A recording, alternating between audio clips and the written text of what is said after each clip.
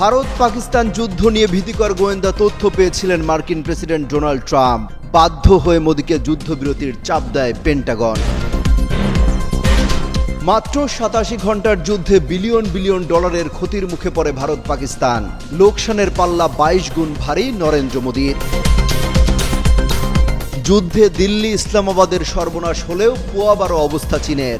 Rafale ধ্বংস করা জেটেন যুদ্ধ বিমানের জন্য ফুলে ফেপে উঠছে বেইজিংয়ের সমরাস্ত্রের বাজার।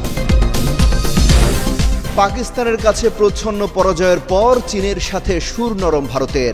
আঞ্চলিক শান্তি ও স্থিতিশীলতা ফেরাতে একসাথে কাজ করতে চায় মোদি ও শি জিনপিং সরকার।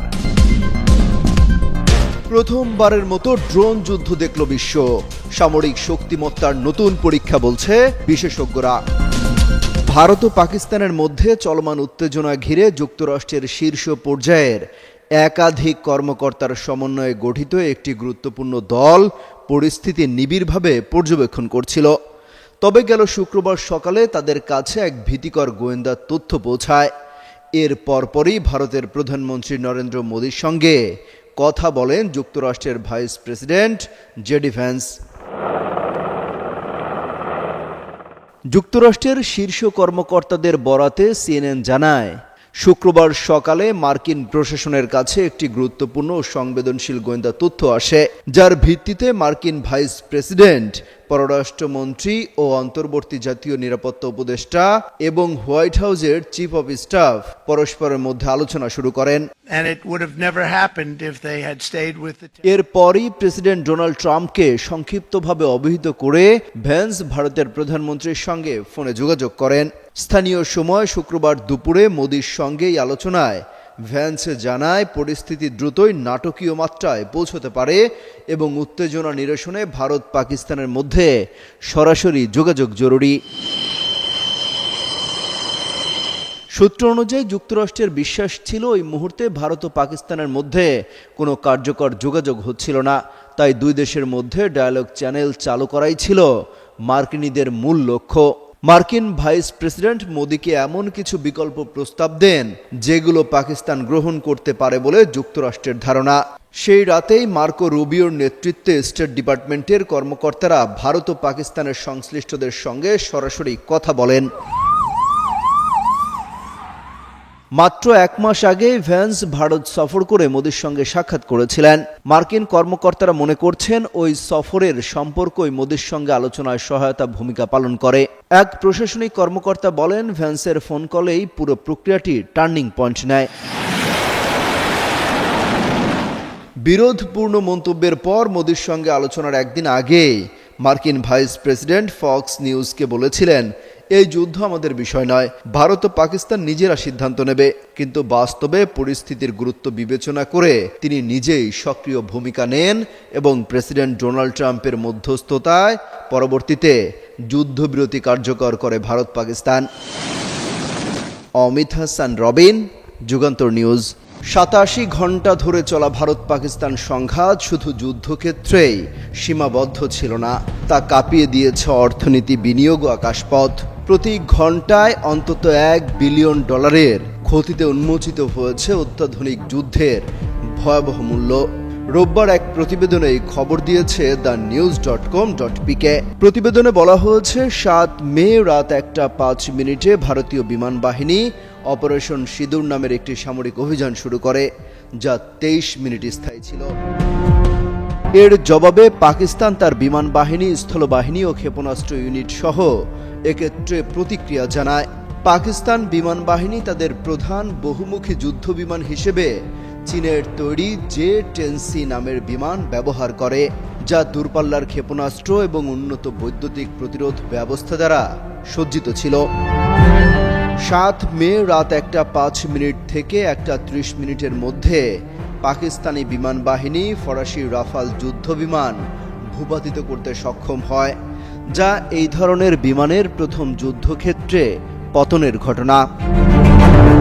এই 87 ঘন্টা 25 মিনিটের সংঘাতে ভারতের প্রধান শেয়ার বাজার সূচক নিফটি ও সেন্সেক্স এক্ষেত্রে প্রায় 82 বিলিয়ন মার্কিন ডলার মূলধন হারায়। উত্তর ভারতের আকাশপথ বন্ধ থাকার কারণে প্রতিদিন প্রায় 80 লাখ ডলারের বাণিজ্যিক বিমান চলাচলের ক্ষতি হয়। জনপ্রিয় ক্রিকেট টুর্নামেন্ট স্থগিত হওয়ায় সম্প্রচার, টিকিট বিক্রি ও বিজ্ঞাপন থেকে প্রায় 5 কোটি ডলারের ক্ষতি হয়েছে। সামরিক খাতে প্রায় 10 কোটি ডলার ও যুদ্ধবিমান ধ্বংসের ফলে প্রায় 40 কোটি ডলারের ক্ষতি হয়েছে। পণ্য পরিবহন ও বাণিজ্যিক লেনদেন বিঘ্ন ঘটায় প্রায় 200 কোটি ডলারের ক্ষতি হয়েছে ভারতের। সব মিলিয়ে ভারতের মোট ক্ষতির পরিমাণ দাঁড়িয়েছে আনুমানিক 8,300 কোটি ডলার। অন্যদিকে পাকিস্তানের শেয়ার বাজারের প্রধান সূচক প্রায় 4.1% কমে গিয়ে মোট 250 কোটি ডলারের মূলধন হারিয়েছে। পাকিস্তান ক্রিকেট লিগ স্থগিত হওয়ায় সম্প্রচার ও বিজ্ঞাপন থেকে প্রায় 1 কোটি ডলার ক্ষতি হয়। আকাশপথ বন্ধে বাণিজ্যিক বিমান চলাচলে প্রায় 2 কোটি ডলারের ক্ষতি হয়েছে। প্রতিদিনের সামরিক ব্যয় ছিল প্রায় 2,50 লাখ মার্কিন ডলার। ড্রোন ও ক্ষেপণাস্ত্র পরিচালনার জন্য আনুমানিক 30 কোটি ডলার ব্যয় হয়েছে। বিদেশি বিনিয়োগের আস্থা কিছুটা কমে গেলেও তা পরিমাপযোগ্য নয়। এক্ষেত্রে পাকিস্তানের মোট ক্ষতির পরিমাণ দাঁড়িয়েছে আনুমানিক 400 কোটি ডলার। অমিত হাসান রবিন, যুগান্তর নিউজ। চীনের তৈরি জে-10 যুদ্ধ বিমানকে ডাকা হয় ভিগোরাস ড্রাগন নামেও। উন্নত স্টেলথ ও টার্গেটিং ক্ষমতা সমৃদ্ধ এই যুদ্ধ বিমান দিয়েই সম্প্রতি রাফায়েল সহ ভারতের কমপক্ষে 5টি যুদ্ধ বিমান ধ্বংসের দাবি করে পাকিস্তান। দুই দেশের এই আকাশ যুদ্ধকে দেখা হচ্ছে সাম্প্রতিক সময়ের মধ্যে সবচেয়ে ব্যাপক লড়াই হিসেবে। যুদ্ধ বন্ধের সিদ্ধান্তের পর ভারত পাকিস্তানের মধ্যে উত্তেজনা অনেকটাই শান্ত হয়ে এসেছে। আলোচনা চলছে এই সংঘাতে দুদেশের লাভ ক্ষতির পাল্লা নিয়েও। তবে বিশেষজ্ঞদের মত, পাক ভারতের হামলা পাল্টা হামলার ঘটনায় সবচেয়ে বেশি লাভবান হয়েছে চীন। বার্তা সংস্থা রয়টার্সের এক প্রতিবেদনে বলা হচ্ছে, পাক ভারতের আকাশ যুদ্ধকে কেন্দ্র করে মূল্যবান গোয়েন্দা তথ্য সংগ্রহ করেছে চীন। একই সাথে এই সংঘাতে চীনা যুদ্ধ বিমান ব্যবহার হওয়ায় নিজেদের সামরিক প্রযুক্তি ও যুদ্ধ বিমানের সক্ষমতা যাচাইয়ের বিরল সুযোগও পেয়ে গেছে দেশটি।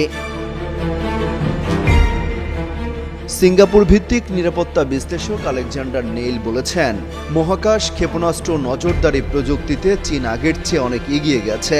তাই প্রতিরক্ষা দৃষ্টিকোণ ভারত পাকিস্তানের সংঘাত চীনের জন্য একটি দারুণ সুযোগ, বিশেষ করে দেশটির সীমান্ত ঘেঁষে যখন অন্যতম প্রতিপক্ষের অবস্থান চলে। চীনা যুদ্ধ বিমানের সফলতা সামনে আসায় আন্তর্জাতিক বাজারে বেড়েছে চীনের সমরাস্ত্রের চাহিদা। এ সময় দেশটির ডিফেন্স স্টক প্রায় 20% বৃদ্ধি পায়।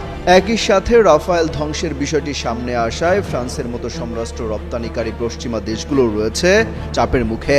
সামরিক বিশ্লেষক রিচার্ড ফিশার বলেন, পাকিস্তানের কাছে জে-10 যুদ্ধ বিমান রয়েছে।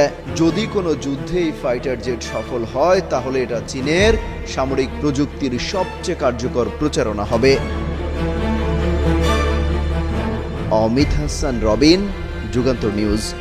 প্রতিবেশী দেশগুলোর মধ্যে পাকিস্তান ও চীনের সাথে সবচেয়ে বেশি শত্রুতা ভারতের। চীন যেন দিল্লির কাছে দুই চোখের কাঁটা।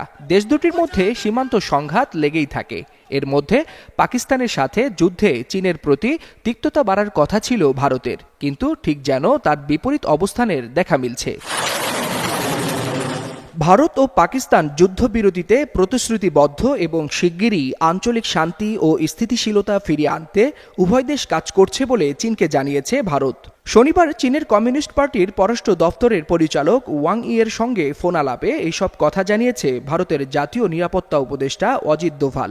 চীনের পররাষ্ট্র মন্ত্রণালয়ের দেয়া এক বিবৃতিতে এই তথ্য জানানো হয়। ভারত পাকিস্তান যুদ্ধবিরতির মধ্যে চীনের ক্ষমতাসীন দলের উচ্চ পর্যায়ের কোনো কর্মকর্তার সাথে ভারতের জাতীয় নিরাপত্তা উপদেষ্টার ফোন আলাপে গুঞ্জন উঠেছে দিল্লি কি বাধ্য হয়েই বেইজিংয়ের সাথে হাত মিলাচ্ছে। চীনের দেয়া ওই বিবৃতিতে আরও উল্লেখ করা হয়, পেহেলগামের হামলায় ভারতীয় হতাহতের ঘটনায় দেশটি কঠোর সন্ত্রাস বিরোধী পদক্ষেপ নিতে বাধ্য হয়েছে বলে জানিয়েছে ভারতের জাতীয় নিরাপত্তা উপদেষ্টা। ফোন আলাপে মিস্টার দোভাল বলেন, যুদ্ধ ভারতের চয়েস না এবং এটি কোনো পক্ষের স্বার্থেও নয়। ভারত ও পাকিস্তান যুদ্ধবিরতিতে প্রতিশ্রুতিবদ্ধ এবং শিগগিরই আঞ্চলিক শান্তি ও স্থিতিশীলতা ফিরিয়ে আনতে উভয় দেশ কাজ করছে। এ সময় পেহেলগামে হামলার নিন্দা জানিয়ে চীনের পররাষ্ট্রমন্ত্রী ওয়াং ই বলেন, সব ধরনের সন্ত্রাসবাদের বিরোধিতা করে তার দেশ। বর্তমানে বিশ্ব পরিস্থিতি খুবই কঠিন এবং এশিয়াতে শান্তি বজায় রাখা খুবই গুরুত্বপূর্ণ বলে মন্তব্য করেন তিনি। ওয়ালুল হাসানাত, যুগান্তর নিউজ।